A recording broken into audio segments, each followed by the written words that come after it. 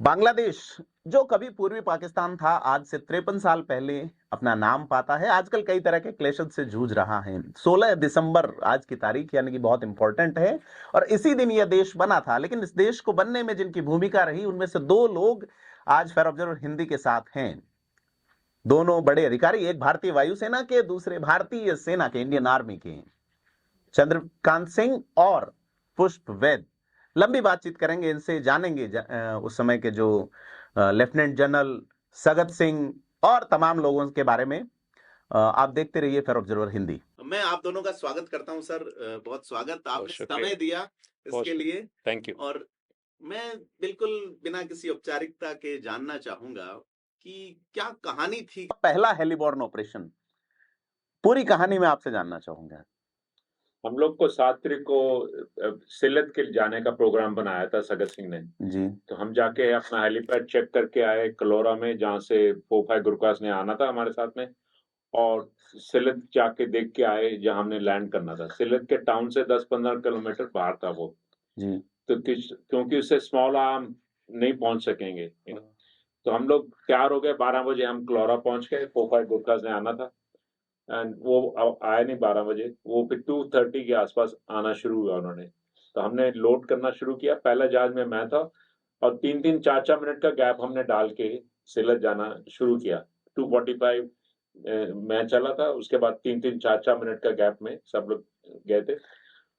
जब हम वहां पहुंचे तो मैंने ड्रॉप किया, फिर मैं भागा भागा वापस आया नेक्स्ट लोड लेने के लिए। और हम नहीं चाहते थे कि एक हेलीकॉप्टर से ज्यादा लैंड करे एक टाइम पे, क्योंकि एनिमी को हम बड़ा वो टारगेट नहीं देना चाहते थे। मैं 2:45 3 बजे मैं टेक ऑफ किया। मैं जाके ड्रॉप करके आया अपने पैसेंजर्स को। मैं दूसरा हेलीकॉप्टर 3-4 मिनट पीछे था, तीसरा उसके 3-4 पीछे मिनट था। तो हमने एक ही हेलीकॉप्टर लैंड करना था सिलत में, क्योंकि एनिमी को हम ज़्यादा टारगेट नहीं देना चाहते थे। तो जब हम चौथा और पांचवा हेलीकॉप्टर पहुंचा, तब तक पाकिस्तान आर्मी सराउंड करने लगी वो हेलीपैड को। हमको फायरिंग कर रही थी, बहुत सारी फायरिंग हो रही थी हमारे पर। तो पर हम लोग आउट ऑफ रेंज थे उनके, तो बुलेट्स नजर आ रही थी पर हमको पहुंच नहीं रही थी। तो हम लोग वापस आए, फिर भागे हमारे पास फ्यूल था 3 ट्रिप करने का। तो हाँ, तो सेकेंड टाइम मैं गया और भी बुलेट्स आ रही थी। थर्ड टाइम हम जब गए तो और भी ज़्यादा बुलेट्स आ रही थी। हमारे आर्मी जो लैंड कर रहे थे, उन्होंने सारा हेलीपैड को सेफ बना लिया। उन्होंने डिस्पर्स करी अपनी आर्मी को सब जगह। कर्नल हरुलकर उनका नाम था। उन्होंने बड़े अच्छी तरह अरेंज किया सबको। तो जब हम तीसरी फ्लाइट हमने लैंड करी सबने, तो टोटल 6:30 बजे के आसपास हम वापस आ गए कैलाशर। तो वहाँ पे जब इंजीनियर्स को हमने अपना हेलीकॉप्टर्स दे दिए, उन्होंने रिफ्यूल किया सबको, हमको फ्यूल चाहिए था। और इंजीनियरिंग उन्होंने चेक किया कि सब मशीन ठीक है, किसी में बुलेट होल थे एक दो। उन्होंने छल नहीं हो गया। हाँ जी बिल्कुल, उन्होंने पैच लगा दिए और कहला उन्होंने फिट कर दिया कि हेलीकॉप्टर जाने के लिए तैयार हैं। तो हमने 7 बजे ग्रुप कैप्टन चंदन सिंह जो हमारे इंचार्ज थे, मैं मिला हूँ, सोजत पाली के थे, हाँ जी, एयर वाइस मार्शल रहे। हाँ जी तो उनको हम मिले, हमने कहा हम तैयार हैं जाने के लिए 7 बजे। तो वो बोलते नहीं नहीं, रात को नहीं जाएंगे, आप लोग बहुत लो जाते हो, आप लोग बहुत आस्था जाते हो, आपको कोई भी शूट डाउन कर सकता है। और रात को तो और भी आप विजिबल होगे, इतने नजर आओगे, क्योंकि हमारा इंजन का एग्जॉस्ट होता है। लाइटें तो सब ऑफ हैं, पर एग्जॉस्ट तो हम बंद नहीं कर सकते। तो हम नहीं जाएंगे, रात को नहीं जाएंगे, दिन में जाएंगे। तो ब्रिगेडियर क्विन जो वहाँ पे थे, वो बोलते वो तो नाराज हो गया, यार तुम तो सिर्फ 250 सोल्जर्स हम ड्रॉप करके आए थे। और वो रेडियो भी नहीं लेके गए थे साथ में। उन्होंने सोचा था कि हम सारा चलते जाएंगे सब कुछ पहुंच जाएगा। उन्होंने ये नहीं सोचा था कि हम रुक जाएंगे बीच में, सो उन्होंने ये डिसाइड नहीं किया था कौन पहले जाएगा, कौन सेकंड जाएगा, कौन थर्ड जाएगा। तो उन्होंने सब चले जाएंगे। तो वो बड़े नाराज थे कि यार 250 छोड़ के आए। और हमको बाद में पता लगा वहाँ 2 ब्रिगेड पाकिस्तान के बैठे थे, 6-7 हजार लोग वहाँ पे बैठे थे, और इधर 250 थे, हमारे 250 लोग थे। ओनली थिंग था कि पाकिस्तानियों को पता नहीं था हमने कितने छोड़ के आए। हम तो हर 3-4 मिनट हेलीकॉप्टर लैंड कर रहा था, उनको पता नहीं कितने सोल्जर। अपने पास कितने हेलीकॉप्टर थे? हमारे पास उस वक्त हम 8 हेलीकॉप्टर लेके ये आपकी किताब है MI6, ये आपने लिखी है मेघना, वो नदी जो आपने पार की थी। हाँ जी।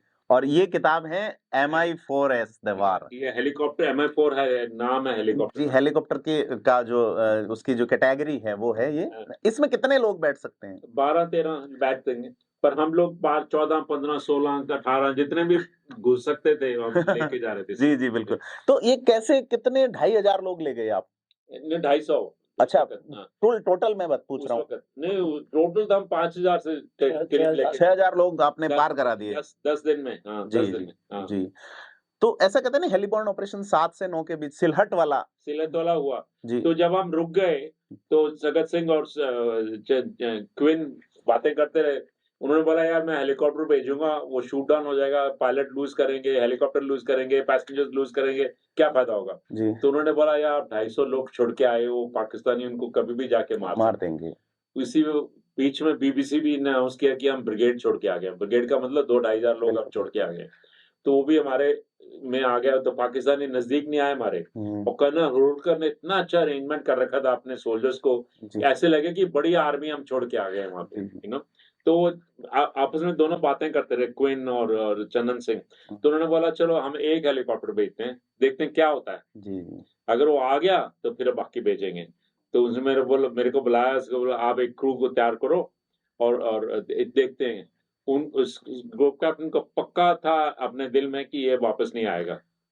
तो मैंने कहा मैं खुद जाऊँगा, मैं तो इंचार्ज हूँ अपने ऑपरेशन का। तो मैं फिर क्रू रूम में गया, मैंने बोला एक को-पायलट चाहिए मेरे को, सबने अपना हाथ ऊपर किया। तो मैं फिर एक फ्लाइंग ऑफिसर रेड्डी को लेके गया, साथ में बिंद्रा साहब थे हमारे फ्लाइट इंजीनियर। तो हम लोग गए, 12:30 बजे हम लोग गए। हमारा एक फ्लाइंग एक कंट्रोलर जो एयरफोर्स का ऑफिसर था, आर्मी के साथ गया था, वो रेडियो पे आ गया। तो मैं तो इतना खुश हुआ उसकी बात सुन के। मैंने कहा आपका क्या हालचाल है? इज एवरीथिंग इज क्वाइट, सब सोए हुए हैं, रात 12:30 का टाइम है, मैं आपके लिए फायर लगाता हूँ। तो उसने वो फायर लगाई। उस फायर से मुझे पता था कहाँ लैंड करना है। तो और आपके साथ ये भी थे उसमें? नहीं, ये 9 तारीख को गए अच्छा, थे, 9 ये 9, तारीख को। हाँ। जी। तो फिर हम गए वहाँ, लैंड किया। जब मैं फाइनल में लैंड कर रहा था तो इतनी बुलेट्स आ रही थी, इतनी बुलेट्स आ मतलब रही थी। वो 250 लोग थे, उनको 6-7 हजार सैनिकों ने टारगेट कर रखा था। बिल्कुल, और बिल्कुल। उस टारगेट में आप भी अपनी ये लेके पहुंचते हैं हेलीकॉप्टर। हाँ, वो बड़ी फायरिंग हो रही थी हमारे पे, बहुत सारी बुलेट्स आ रही थी। तो मैं लैंड किया, ड्रॉप किया, रेडियो भी ले गए थे, खाना भी ले गए थे, मोर एमिनेशन भी ले गए थे। हम भागे भागे वापस आए। मैंने अपने फ्लाइट इंजीनियर को देखा कि देखो कितनी बुलेट लगी हैं हमको। उन्होंने अपना फोन टॉर्च वगैरह से चेक किया। 2 मिनट बाद वापस आए, बड़े स्माइल करते हुए, सर एक भी बुलेट नहीं लगी है हमको। तो मैंने अपने बेस को रिंग किया, मैंने कहा कमान, पाकिस्तानी को पता नहीं कैसे फायर करना है, हम सब जा रहे हैं। जी, बिल्कुल। क्योंकि उनको नजर नहीं आ रहे थे हम, रात था ना, डार्क था, मून भी नहीं था, उनको हम नजर नहीं आ रहे थे, उनको नॉइज, नेचर भी सपोर्ट कर रहा था हाँ आपको। नेचर, उनको नॉइज आ रहा था। तो उन्होंने नॉइज पे फायरिंग कर रहे थे। तो मैंने अपने सब हेलीकॉप्टर को बोला तैयार हो जाओ। 4 हेलीकॉप्टर तैयार हो गए। मैं भागा भागा आया, मैंने नेक्स्ट लोड लिया, नेक्स्ट लोड ड्रॉप किया, फिर टेक ऑफ किया, फिर भी बुलेट होल नहीं थे। तो मैं फिर भागा भागा आया। तीसरी बारी मैं जब ड्रॉप करके टेक ऑफ किया, हमारे पास पेट्रोल था 3 फ्लाइट करने का। मैं तीसरी बार जब मैंने टेक ऑफ किया तो मेरा फ्यूल गेज 0 दिखा रहा था। तो मैंने कहा इंजन तो चल रहा है, रोटर तो चल रहा है, तो हमारे पास फ्यूल है, तो गेज में कोई प्रॉब्लम होगी। तो हम लोग वापस पहुंचे, तो उन्होंने देखा एक बुलेट आ गई थी इंजन के बीच में से, और फिर जाके केबल को लगी और केबल को तोड़ दिया उसने, फ्यूल के केबल को। तो हमारे इंजीनियर्स ने वो केबल चेंज कर दी, फिर पेट्रोल डाल दिया। हमारे 4 हेलीकॉप्टर तैयार हो गए थे, मैं भी फिर उनको ज्वाइन किया। सारी रात हम फ्लाइंग करते रहे, अगले दिन भी फ्लाइंग करते रहे। 9 तारीख सुबह तक हम, कितने घंटे? नहीं 24 घंटे हम फ्लाइंग कर रहे थे, 24/7। और चलते जा रहे थे। जब भी ब्रेक होता था, जैसे हम पेट्रोल भर रहे हैं, तो सबको मैंने बोला हुआ था जब भी पेट्रोल भर रहा है आप जाके सो जाओ। तो हम 10-10 मिनट का स्लीप मिल रहा था हमको। तो सब लोग खुश थे, सब 10-10, 15-15 मिनट सो जाते थे हम। तो 9 तारीख को सुबह 10:30 बजे के 9:30 के आसपास हमने सब 800 सोल्जर अपने ड्रॉप कर दिए थे। क्या बात है। और फिर हम लोग अगरतला आ गए थे। और फिर हम सगत सिंह ने हमको बुलाया, आई शो यू हम नेक्स्ट कहाँ जा रहे हैं, रायपुरा। तो वो उन्होंने हेलीपैड दिखाया हमको। हम 5000 फुट पे छोटे से हेलीकॉप्टर में गए थे, 6 सीटर है। 2 पायलट बैठे थे, सगत सिंह बैठा था, मैं पीछे बैठा था, मेरा सीओ था और एक ब्रिगेडियर साहब थे। तो उन्होंने दिखाया। वापसी में बोला नीचे चले जाओ, तो हम नीचे चले गए। तो सडनली बुलेट्स लगी उसमें, tick tick tick tick, somebody was firing at us. हाँ, तो हम तो उन्होंने जब एक पायलट को इंजरी हो गई शोल्डर में, हाँ, दूसरे पायलट ने जल्दी से कंट्रोल लिया और टेक ऑफ ऊपर क्लाइंब करके हम वापस आ गए। तो मैं तो निकला और अपना ऑपरेशन प्लान करना शुरू किया, पायलट्स वगैरह अरेंज करना, हेलीकॉप्टर्स अरेंज करना। और बाद में मुझे पता लगा कि उस हेलीकॉप्टर में 38 बुलेट होल्स ओह। थे। 38, 19 बुलेट मतलब निकल के गई उसमें से। 90 गोलियां 19, लगी और आप 19। 19 हाँ, अच्छा उसमें से एक पायलट को इंजरी हुई, सगत सिंह साहब के यहाँ से एक बुलेट निकल के गई, जी यहाँ से ग्रेस कर दिया था। ग्रेस करके, और बाकी हम किसी को भी नहीं लगी। जी 19 बुलेट उस हेलीकॉप्टर में गई, हाँ, इमेजिन। तो उसके बाद हम 4 बजे हमने शाम को ऑपरेशन शुरू किया, जब ये फोगार्ड्स भी वहां आ गए थे। जी तो दे जॉइंड अस, इनको हम चंद्रकांत लेके जा साहब, रहे थे। हाँ तो हम सारी 4 बजे ऑनवर्ड्स, 9 तारीख को, 10 तारीख को, 11 मॉर्निंग तक जी हम 1000 से ज्यादा सोल्जर्स हम लोग छोड़ के आ गए मेघना क्रॉस करके। जी उसी वक्त जैसे ये बोल रहे थे पीछे कि न्याजी ने याया खान को बोल दिया, ये इन्होंने तो मेघना क्रॉस कर लिया, अब तो Dhaka can not be saved, you know. जी आपकी किताब मेघना जो है या उसमें या कई जगह आपने इतना बड़ा ऑपरेशन किया, पहुंचे वगैरह, लेकिन ये प्लान में नहीं था, प्लान में आपको नहीं था। जाना नहीं था, फिर क्यों किया? आर्मी में तो नहीं, प्लान ही सगत सिंह के दिमाग में पहले ही था, उन्होंने पहले से प्लान कर तो अरोड़ा जी और उनके बीच ऐसा भी तो कुछ हुआ? उनके रिश्ते अरोड़ा, जनरल अरोड़ा के और जनरल सगत सिंह के बीच में उन आपस के रिश्ते उनके बहुत अच्छे नहीं थे। जी 7 तारीख को कमिला में जी जनरल अरोड़ा आए और जनरल सगत सिंह से मिले।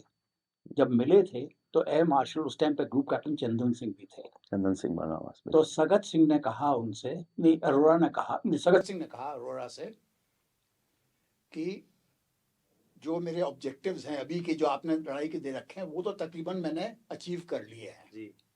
अब मैं मेघना पार करके ढाका की तरफ जा रहा हूँ। तो जनरल अरोड़ा ने उनको मना कर दिया कि आप मेघना नदी पार करना आपका जिम्मेवारी नहीं है, आप नहीं पार करोगे। ये केवल मैं नहीं कह रहा, एयर मार्शल चंदन सिंह के सामने ये बात हुई थी। जी, उस टाइम पर ब्रिगेड मेजर थे एक कौशिक, जो मेजर जनरल बने बाद में, उनने लिखा है। और सबसे महत्वपूर्ण air chief marshal Lal ji, जो chief of the army chief air staff थे उस टाइम पे, उनने अपनी किताब में लिखा है कि ढाका कैप्चर करने का हमारा ऑब्जेक्टिव नहीं था। जी। केवल एक ही व्यक्ति थे, जनरल सगत सिंह, जिन्होंने लड़ाई के पहले ही अपना मन बना लिया था कि मैं ढाका को कैप्चर करूंगा। और आपके जो स्क्वाड्रन कमांडर थे और एयर मार्शल चंदन सिंह को बतला दिया था कि भैया कुछ भी हो जाए, हाँ। हुक्म छोड़ दो, अपन को उधर जाना है। जी। और मैं ये यकीन दिला सकता हूँ, यदि आपके हेलीकॉप्टर्स हमारे पास नहीं होते, और ये मैंने अपनी किताब मेघना में लिखा है, तो ये हम ढाका 16 तारीख को नहीं गिरता, बांग्लादेश नहीं बनता, बांग्लादेश नहीं बनता।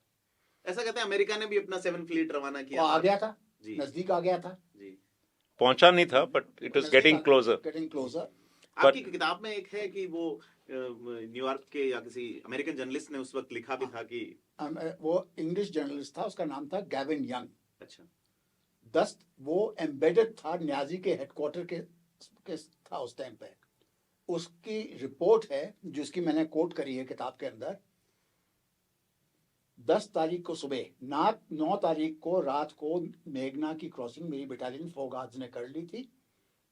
10 तारीख को सुबह न्याजी ने यहिया खान को मैसेज भेजा कि इंडियन आर्मी ने मेघना क्रॉस कर ली है, मेरे पास ढाका के डिफेंस के लिए काबिलियत नहीं है, तो या तो सीज फायर अरेंज करो या तो मेरे को सरेंडर करना पड़ेगा। ये न्यूयॉर्क टाइम्स में 21 दिसंबर को ये 10 तारीख की रिपोर्ट है, लेकिन 21 तारीख 1970 दिसंबर 1971 में ये न्यूज छपी थी।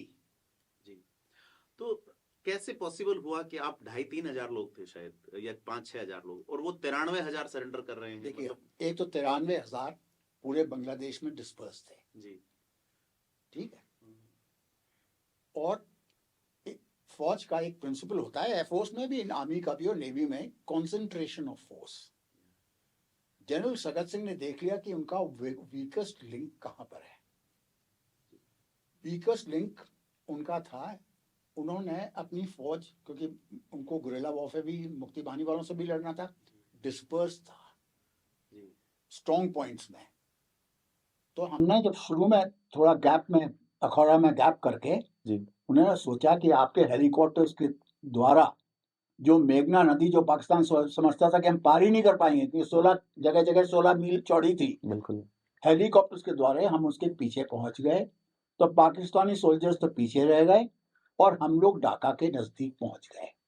अब एक बड़े मजेदार बात है जो लोगों को बहुत कम मालूम है, और जनरल जेकब ने अपनी किताब में लिखा है कि जब हम लोग ढाका के सबर्ब्स में पहुंच गए, डेमरा करके एक सबर्ब है, और वहां से हमारा तोपखाना भी पहुंच गया था। डेमरा तो ऐसा है जैसे वैशाली जयपुर में है और जयपुर का पुराना शहर, इतने नजदीक, 5-6 किलोमीटर का। जनरल मैनेकशॉ का ऑर्डर आया, विड्रॉ। ये जनरल अरोरा, जनरल जेकब ने अपनी बायोग्राफी में लिखा हुआ है, तो इसमें कोई वो नहीं है। तो जेकब साहब तो ये कहते हैं कि मैंने ये ऑर्डर नीचे पास नहीं किया है, लेकिन मैनेकशॉ ने सीधा कोर कमांडर्स को, सगत सिंह को ऑर्डर भेजा था। सगत सिंह का स्वभाव था, अब मैं ढाका पहुंच गया हूं, I will not withdraw over my, you can withdraw over my dead body. अब तो मैं ढाका पहुंच गया हूं, अब मैं नहीं विड्रॉ करने वाला। बिल्कुल। एंड हम लोग इनका ड्रॉप करके रायपुर 1000+, फिर इन्होंने कहा नारासंगी चलते हैं। इतना एफिशिएंटली हम चल रहे थे, इतने जल्दी हम चल रहे थे, और हम लोग सिर्फ पेट्रोल के लिए जाते थे अगरतला। और अगरतला में जब पहुंचते थे, हेलीकॉप्टर इंजीनियर्स को देखते थे, भागे भागे टॉयलेट जाते थे, कोई टॉयलेट भी वहीं था, खाने के लिए जाते थे, खाना भी वहीं था, और सोना भी वहीं था। तो मैंने सबको बोला था, हेलीकॉप्टर दो, टॉयलेट जाओ, खाना खाओ, सो जाओ। 10-10 मिनट सोते थे सब लोग। जो आपने पहले बतलाया था, और आपने पूछा था कि हेलीकॉप्टर में कितना ट्रूप्स, इसकी कैपेसिटी थी 10-12 ट्रूप्स। बट यहाँ पर तो क्या था, क्योंकि हम लोग एनिमी लाइंस के पीछे जा रहे थे, तो एम्यूनिशन वगैरह काफी लोड था। हमारे साथ में कुछ लोकल बंगालीज थे जो हमारा एक्स्ट्रा एम्यूनिशन ले जा रहे थे। तो मैंने पूछा एयर मार्शल चंदन सिंह से और आप लोगों के पायलट से, कितने ले जाओगे? उन्होंने कहा कि हम 18 लोग ले जाएंगे। और वो क्यों ले जा सके, क्योंकि जहाँ ब्रह्मवालिया से हम उड़े थे तो तकरीबन 200 मीटर का हमें रनवे, जैसे हवाई ऑर्डिनरी फिक्स विंग एयरक्राफ्ट उड़ता है ना, थोड़ा स्पीड बिल्डअप करके तो लिफ्ट इनकी बढ़ जाती है, तो ज्यादा लोड। हम लोग रनवे फील्ड तो स्मूथ नहीं थी, तो हम थोड़ा सा उड़ जाते थे 2-3 इंच, और फिर उसके साथ साथ चलते थे हॉवर करते हुए, और स्पीड पिकअप करते थे। तो ये टेक्निक आप लोगों ने अपना ली, पाकिस्तानी समझ नहीं पाए। जैसे आपने बताया कि रात में वो फायरिंग कर रहे थे आवाज से, तो आवाज तो बाद में आती है ना, क्योंकि विजन का जल्दी दिखता है, तो वो उसको मेजर नहीं कर पाए। तो आपने बात सही कही कि पाकिस्तानियों को गोली चलानी नहीं आती थी। और ये भी फ्लाइंग कल भी, ये 12-13 तो ले जा सकते थे हम, 18, 20, 22 भी ले गए। जैसे वजन थे, काम आ जाओ। वही लिफ्ट चाहिए थी। अगर हमारी स्पीड 40 किलोमीटर से ऊपर बढ़ जाती थी तो लिफ्ट की प्रॉब्लम नहीं थी हमारे को। तो यही एम था, थोड़ा सा ऊपर करो, ग्राउंड के साथ साथ भागो, और 40 किलोमीटर स्पीड आ जाए, देन वी कैन गो। ये जो हिम्मत है इंडियन आर्मी में, एयरफोर्स नेवी में 71 में जो थी, वो हिम्मत 62 से 67 तक मैंने सुना है कई अधिकारियों से कि एकदम बुझी हुई रही, जब हम चीन से लड़ाई हार गए। और उसके बाद नाथुला क्लैश होता है, और नाथुला क्लैश में सगत सिंह जी को वही पनिशमेंट पोस्टिंग टाइप दी गई वहां पे। हाँ जी जी। तो कितनी बड़ी भूमिका रही सगत सिंह की भारतीय सेना का आत्मविश्वास लौटने में, और ये जो कॉन्फिडेंस से आपने लड़ाई की और ढाका जीता, उसमें एक चीज मैं बतलाऊं इसमें जी, और वो ये किताब, ये और किताब है आपकी, ये सगत सिंह की बायोग्राफी है जी जी, इसमें लिखा हुआ है जी। 62 में तो मोराल काफी खराब हो गया था इंडियन आर्मी का, जी जी, लेकिन एक चीज ध्यान रखिए, 62 में पूरी इंडियन आर्मी इन्वॉल्व नहीं थी, एयरफोर्स तो इन्वॉल्व ही नहीं थी, नेवी नहीं थी। 67 में सिक्किम में जब चाइनीज ने थोड़े एग्रेशन किया तो सगत सिंह ने ऐसा मुंह तोड़ जवाब दिया कि उनके 400-500 आदमी मार दिए, हमारे भी कुछ casualties Nathula clash Nathula clash में। जी। तो उससे एक चीज इंडियन आर्मी को और सबको मालूम पड़ गई कि भैया चीनी को हम हरा सकते हैं। तो जो इंडियन आर्मी थी 67 के बाद में, वो 62 की तरह बंदोबस्त भी हमारा अच्छा हो गया था। 62 में कोई बंदोबस्त का कोई प्रावधान नहीं था और मोराल भी अच्छा था, हो गया था। 65 में हमने पाकिस्तानियों को भी मुंह तोड़ जवाब दिया था, पाकिस्तानी से तो कोई नहीं डरता था। और अब चीनियों के साथ में भी कोई डर था कि आएंगे तो हम जवाब दे देंगे। तो इसमें सगत सिंह का जो रोल है इंडिविजुअल, वो बहुत ही महत्वपूर्ण है। जी बिल्कुल, मतलब वही कि आपकी तैयारी उस लेवल की हो गई कि आप चीन को जवाब दे सकते थे, लेकिन पाकिस्तान ने पैर फंसा लिए बीच में अपने। मुझे लगता है तो नानी का दंड दोहिते को मिल गया आपकी कॉन्फिडेंस से। अभी आपने देखा, जैसे चीन के बारे में बात करी, मैं अभी की बात करता हूँ। जी। अभी जो चीन के साथ में क्लैशेस हुए हैं, उसमें मुट्ठा मक्काबाजी हुई है, लेकिन हमने जो कहते हैं ना, ईंट का जवाब पत्थर से दिया है। इसीलिए अब जाकर के चीन ने हमारे साथ में समझौता बॉर्डर पे किया कि नहीं किया? जी बिल्कुल इसका वही है। सगत सिंह जी का एक जो आपको ध्यान है, पुर्तगाल वाला जो गोवा लिबरेशन, जिसको पुलिस कार्रवाई बता दिया था बाद में, मतलब सैनिकों को कोई सम्मान वगैरह उसमें नहीं मिला था, एक्शन बताया गया। मुझे याद है कि जब अमेरिका के राष्ट्रपति हुआ करते थे जॉन एफ कैनेडी, तो भारत के वाइस प्रेसिडेंट सर्वपल्ली राधाकृष्णन को उन्होंने तंज में कहा कि भारत ये कहता है हम किसी पे हमला नहीं करते, और ये ऐसा ही है जैसा कोई पादरी किसी ब्रोथल में पकड़ा जाए। तो आप लोग इसे पुलिस कार्रवाई इंटरेस्टिंग है। तो ठीक है। उसके बाद नाथुला क्लैश, उसके बाद ये इतना बड़ा पाकिस्तान के दो टुकड़े करने, सगत सिंह जी को कोई सैनिक सम्मान नहीं दिया गया। इसके बारे में मैं कहूँ, क्योंकि मैंने उनकी बायोग्राफी लिखी है। जी जी बिल्कुल। और मैं उनके नीचे सर्व भी करा है मैंने। जी जी। केवल 71 पहले 68-69 में मीजो हिल्स में। अब जो देखिए, अपने यहाँ नागालैंड में प्रॉब्लम हो रही है, मणिपुर में प्रॉब्लम हो रही है, कश्मीर में, मीजो हिल्स में भी इससे तगड़ी प्रॉब्लम हो गई थी। 1 साल के अंदर सगत सिंह ने मीजो हिल्स में शांति लिया है। आज तक अभी तक शांति है। शांति है। उन्होंने डंडा भी इस्तेमाल किया और विश्वास भी पैदा किया, मिठाई भी खिलाई उनको। तो इनको सम्मान क्यों नहीं मिला? एक तो इनकी अरोड़ा के साथ में नहीं बनती थी कि वो, इनकी जो पर्सनालिटी थी बड़ी स्ट्रॉन्ग पर्सनालिटी थी। 6 फुट 2 इंच लंबे थे, लड़ाई में सफलता थी, पॉपुलर थे फौज के अंदर, अलग अलग मायनों में पॉपुलर थे, सुंदरता के कारण भी। तो पॉलिटिशियंस भी उस टाइम पे डरते थे फौज से, डरते थे स्ट्रॉन्ग कमांडर्स से। और उनका डरना ठीक था, क्योंकि आप दुनिया में और सारी जगह देखें, सब जगह मिलिट्री डिक्टेटरशिप्स थी। उन लोगों को ये भी डर था कि हिंदुस्तान में ना हो जाए फौज को ज्यादा, तो इसलिए फौज को जो सक्सेसफुल कमांडर्स थे उनको पीछे ही रखते थे। हाँ, पुरानी परंपरा है। लेफ्टिनेंट जनरल नथु सिंह का हमें उदाहरण पता है, फिर सगत सिंह, या ऐसे काफी लोग रहे जो पीछे ही धकेले गए।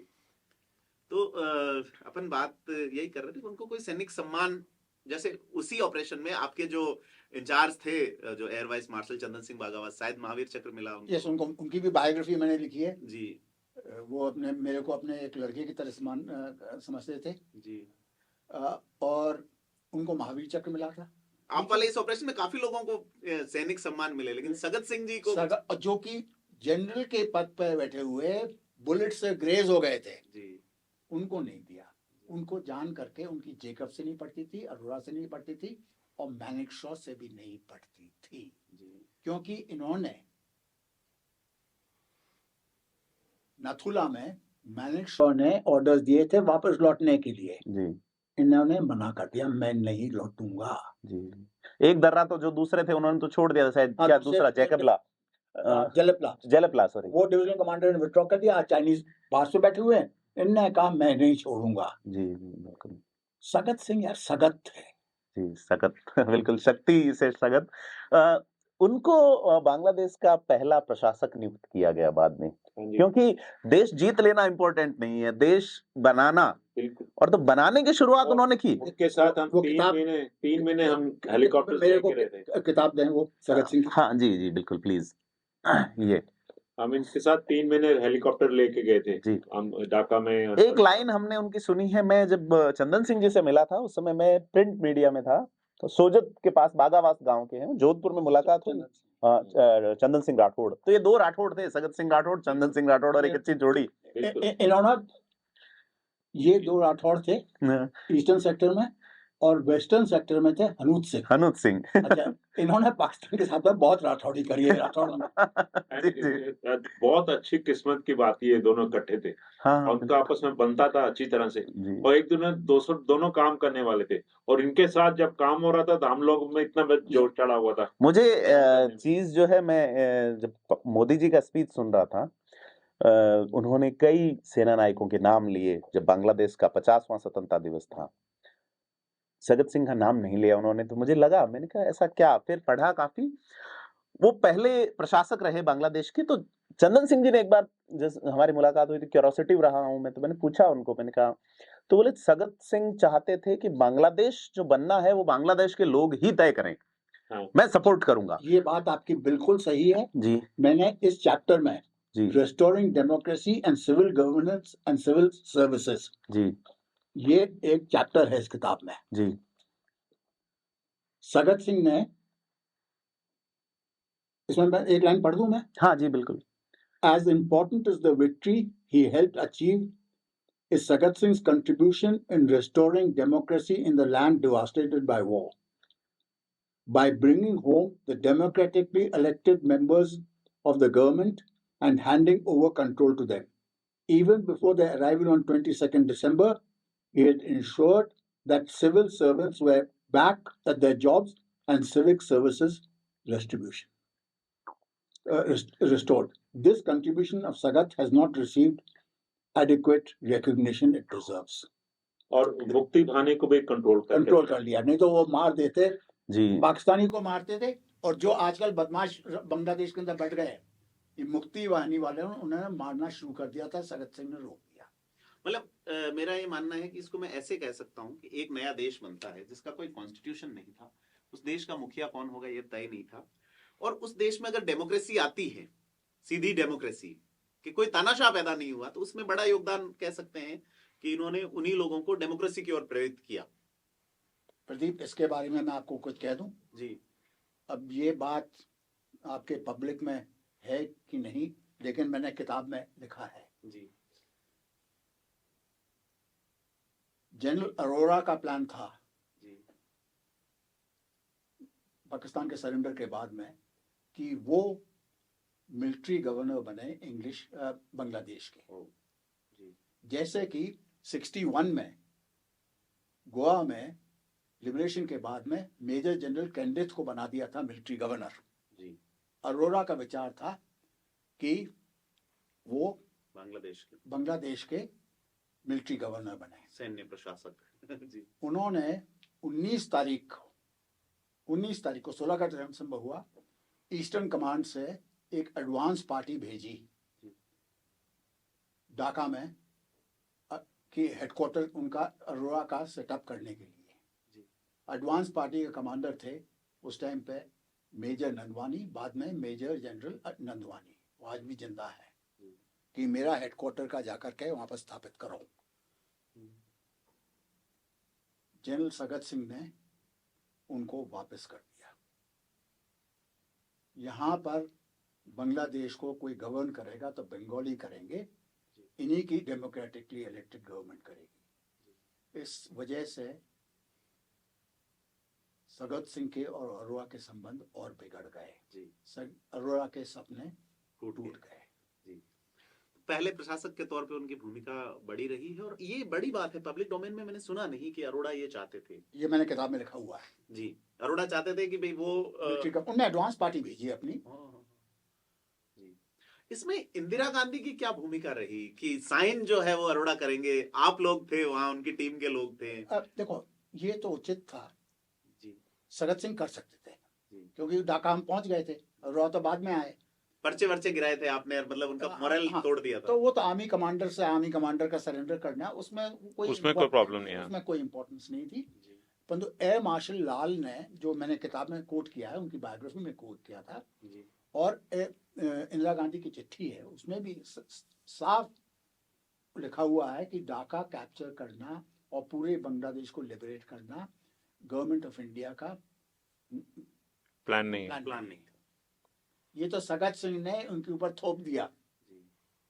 आपने जो कहा मैंने उससे ज्यादा कर दिया, ये उनका डायलॉग था। So, उनका अरोड़ा को उन्होंने यही कहा था जी कि तुम्हें क्या, इंग्लिश में बोल दूं, जी, what is your problem, I am giving you the objectives that you have set to me and I am giving you M plus, मैं और भी दे रहा हूं, इसमें आपको क्या ऑब्जेक्शन है? उनको original plan Pakistan Indian government का और मनीष शाह का है कि आधा बांग्लादेश ईस्ट पाकिस्तान हमको आ जाएगा, आधा पाकिस्तान के पास रहेगा।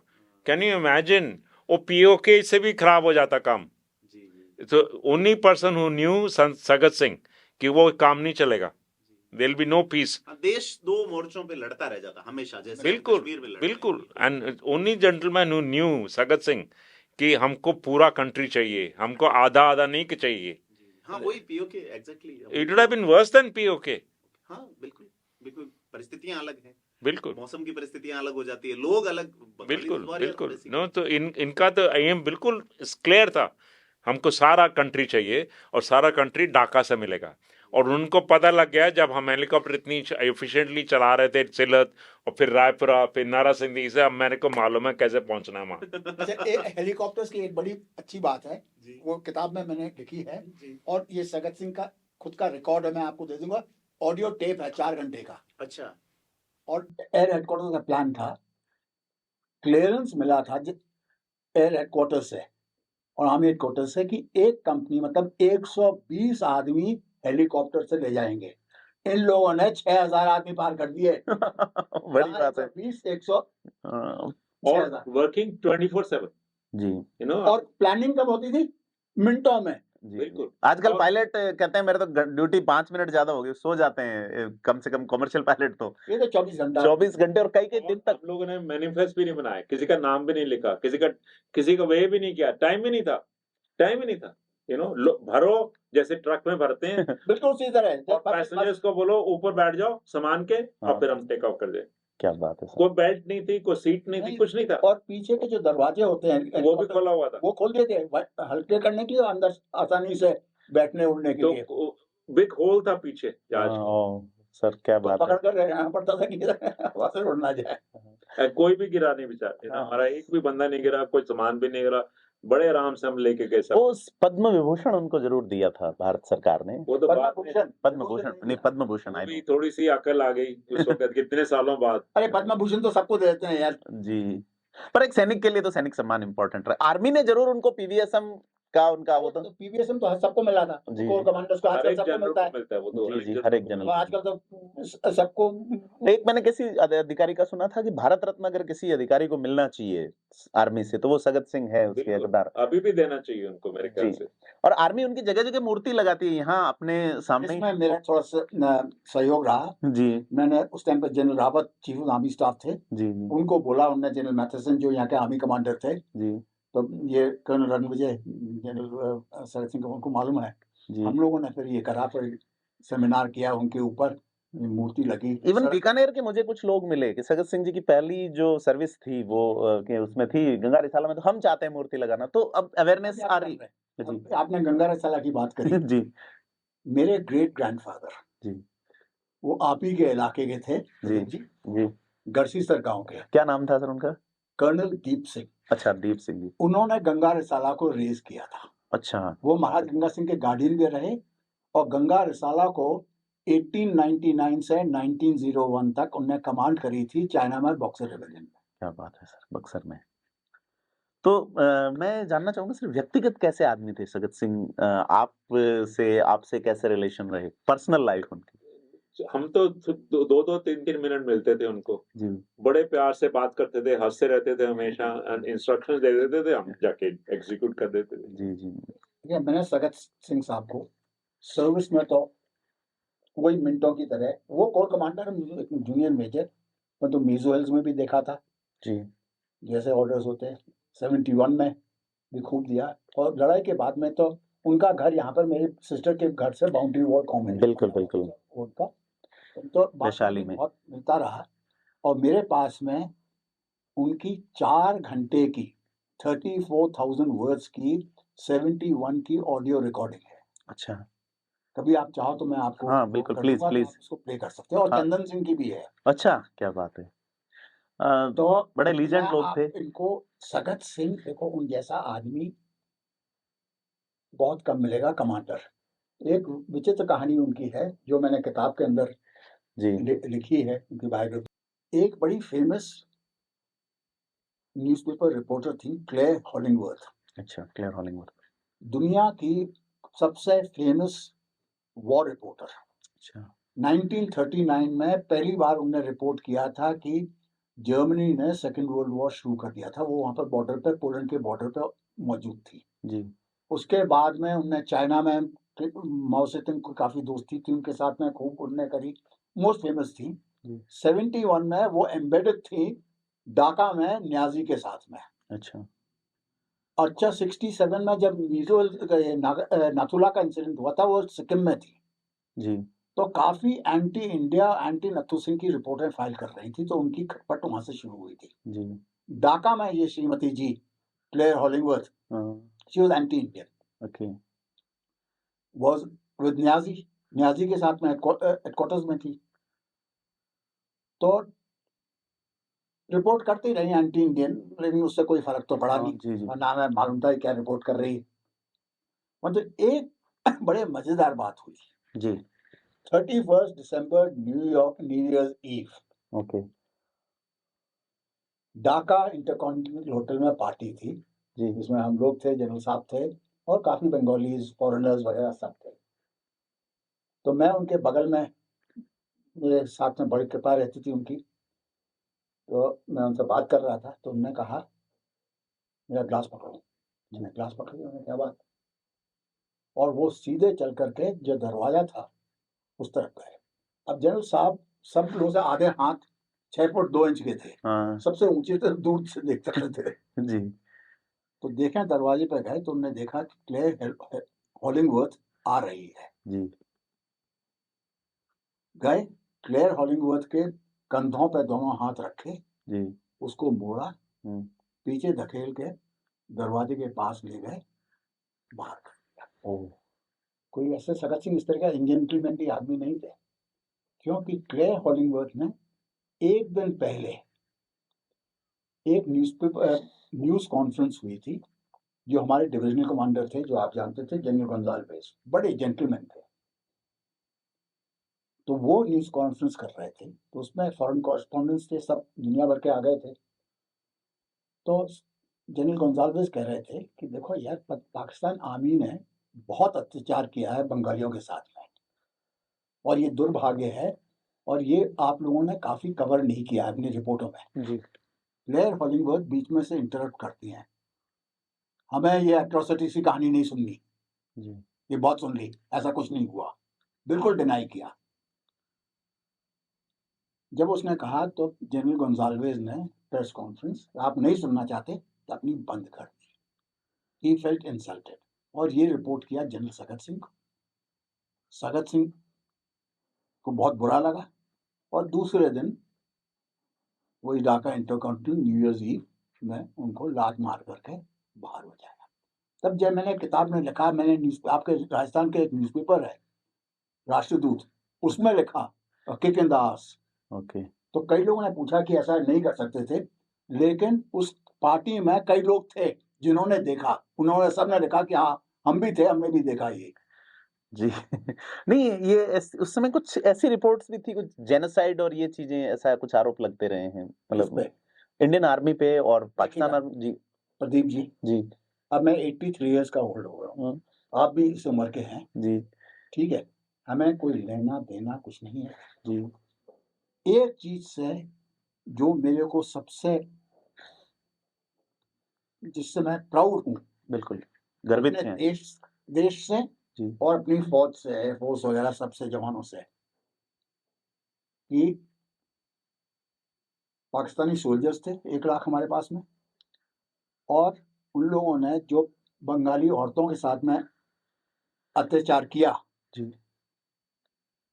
वो सब जानता है। Exactly. रेप, तकरीबन 1 मिलियन रेप केसेस वर रिपोर्टेड। मैं अभी एक किताब पढ़ रहा था, 1 मिनट इंटरप्ट करूंगा। यास्मीन सैकिया की बुक थी women war and making of Bangladesh.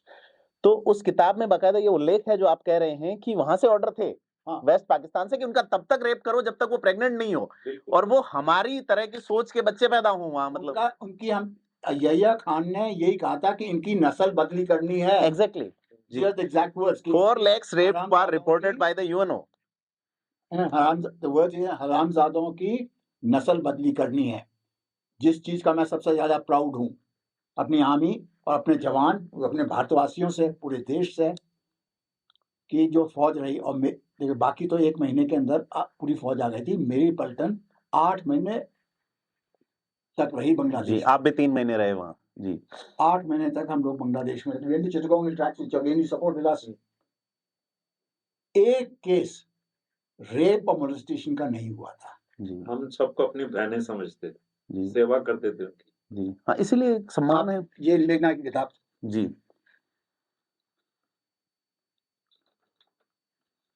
तो ये बात ठीक है, बुक में लिखा है उन्होंने कि भाई ये पाकिस्तानी जो ये चाह रहे थे कि नस्ल बदली जाए, बाकायदा कई जर्नलिस्ट ने इसको रिपोर्ट किया है। देखिएगा, इस किताब को डेडिकेशन किया है मेघना किताब। जो मेघना की लड़ाई दुनिया में ऐसी मेरा 1000 साल में भी नहीं होती कि एक लड़ाई ने पूरा बदली कर दिया वाटरलू की तरह। This book is dedicated to the brave and magnificent pilots of the helicopters and their flying machines. हमारे साथ बैठे हैं बिल्कुल। It is they who made victory in war and liberation of Bangladesh possible in an unimaginably short time with the minimum shedding of blood. Both as nation and as a people, we in India and Bangladesh owe them immense gratitude. Thank you. Perhaps some Pakistanis too should thank them, for by cutting short the war, many of their lives were saved. Bengali औरतों के बारे में. It is also dedicated to the freedom fighters of Bangladesh who risked their lives to join in the freedom struggle. Representing the spirit of all of them is the lady whose photograph adorns the front ये photograph हम दिखा रहे हैं इस video में of this book. She, in spite of all the inhuman suffering inflicted on their kind by the barbaric Pakistan army, did not hesitate to answer the call of her motherland to eventually emerge triumphant. जी मुक्ति पाने वाले लड़े थे जी, खूब लड़े, sacrifice किया।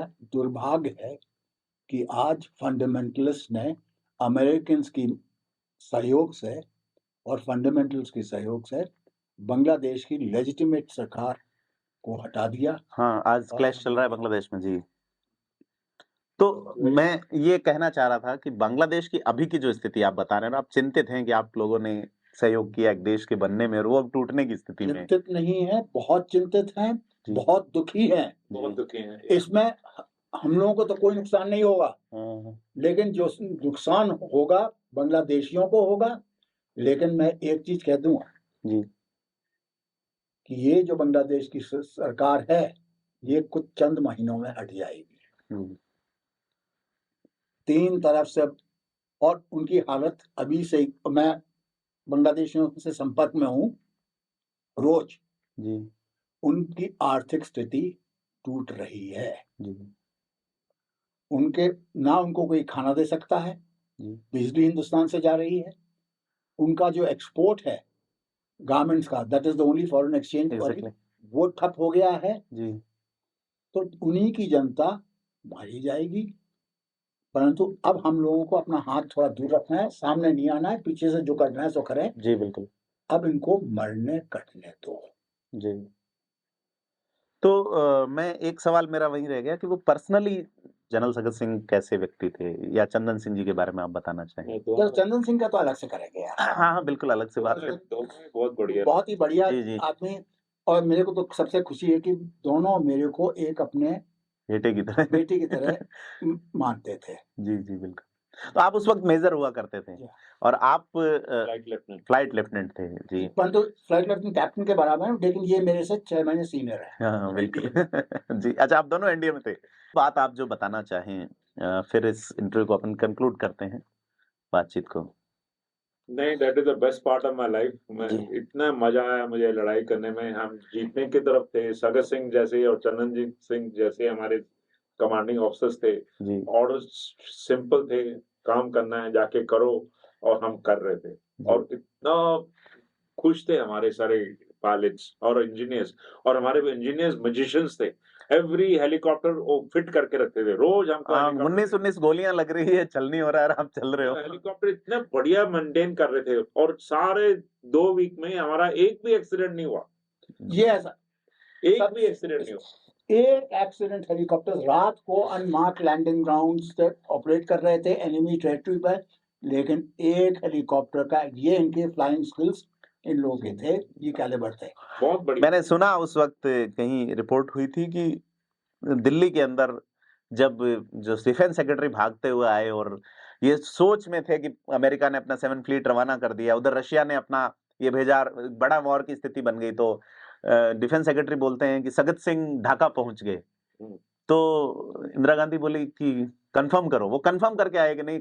फिर जगजीवन राम भागते हैं और भाग के आके कहते हैं हाँ पहुंच गए। कि हाँ, ये कैसे हुआ? अच्छा, इसकी बड़ी मजेदार बात थी जो ये जेकब ने लिखा है अपने कुछ एयरफोर्स ऑफिसर्स ने लिखा है, जी एंड एयर मार्शल लाल ने किसी स्पीच में कहा था जी कि ये जो आप लोगों ने हेलीकॉप्टर क्रॉसिंग करी थी ना जी 9 तारीख को, उन्हें 13 तारीख को मालूम पड़ा कि नहीं, मेघना नदी क्रॉस कर ली है। हाँ एयर चीफ को जी सगत सिंह ने बताया ही नहीं। हाँ, और न चंदन सिंह ने बतलाया हमने। जी जी बिल्कुल। अच्छा, ये चंदन सिंह इनकी सगत सिंह की एक मजेदार बात बतलाया। लोग जालम जोड़ी कहते हैं कि जुगलबंदी थी। जब ये हेलीकॉप्टर, ये पहले वाला तो कर लिया इनने, जब दूसरा कर रहे थे हेलीकॉप्टर से क्रॉसिंग, तो चंदन सिंह को सगत सिंह ने बताया कि अब ये करना है। मैं कहा सर, मैं पीछे से एयर मार्शल दीवान से, जो air officer commanding in chief थे शिलोंग में, उनसे परमिशन ले लूँ। जी जी अब आप राठौड़ हो एंड वो भी राठौड़ थे दोनों। उन्होंने क्या कहा सगत सिंह ने, चंदन जी आप राठौड़ है, अब लड़ाई चल रही है, अपने पीछे नहीं देख रहे। राठौड़ अब I can't speak Marwari very well, but that is what he said. अपना राठौड़ लारे गुंदे गणो चलो। This is what Chandan Singh ji ने। ये क्या है, एक तो सगत सिंह यहाँ चूरू जिले के कुसुमदेसर गांव के थे, वो बागावास के थे। चंदन सिंह तीसरे व्यक्ति आपने जो बनाया हनुत सिंह, वो आपस में एक रिलेशनशिप भी था हनुत सिंह और उनका, मतलब इतना नहीं था जी इतना नहीं था जी। हनुत सिंह बहुत जूनियर थे। नहीं, जैसे 65 में अनूप सिंह का एक अलग 71 में उनका बहुत जूनियर, 71 की लड़ाई में मिला जी, था जी। वो। परंतु तीनों राठौड़ थे, मारवाड़ के। जी जी नहीं तो और राठौड़ी करते थे। बिल्कुल। आपकी तो राठौड़ी में बांग्लादेश बन गया है। चलो, हिस्ट्री अलग तरीके की है, समय इजाजत नहीं दे रहा, परंतु आपकी बहुत कृपा रही, ये ईश्वरीय कृपा रही कि आप पधारे यहाँ पे और आपने हमें अपना अमूल्य समय और ये जो इम्पोर्टेंट चीज बताई उसके लिए बहुत धन्यवाद। और मैं उम्मीद करूंगा कि फिर कभी मिलेंगे, फिर और बातें होंगी आपसे। मैं चंदन सिंह जी पे बात करूंगा, आपने बायोग्राफी चंदन सिंह जी की भी लिखी है, बहुत सारी किताबें लिखी है, आपको पढ़ना चाहिए कि इतिहास जो अखबार वालों ने, जैसे एक जर्नलिस्ट का आपने उल्लेख किया कि एक किसी के प्रभाव में आके या किसी के खिलाफ जाके लिखने वाला, लेकिन ये जो बायोग्राफीज लिखी हैं इनको आप पढ़ सकते हैं, आप ऑर्डर कर सकते हैं। और समय दिया इसके लिए बहुत धन्यवाद। और आपसे अपील है कि आप जरूर इन अनसंग हीरोज के बारे में जानें और अपनी अमूल्य राय में कमेंट बॉक्स में बताएं। एक चीज मैं भैया से पुष्पेश से माफी मांगता हूँ, ये इंटरव्यू केवल इनका होना था, मैं तो एक घुसपैठिया पीछे ना आप दोनों, क्योंकि हम लोग साथ में थे, लड़ाई तो भाई की तरह। जी जी जी बहुत अच्छा किया, very nice to have you as well. ना आप दोनों बड़े वो देश के अमूल्य रत्न हैं। तो आपको बहुत धन्यवाद कि आपने इसको सुना और अपने कमेंट बॉक्स में हमें राय जरूर बताएं। धन्यवाद।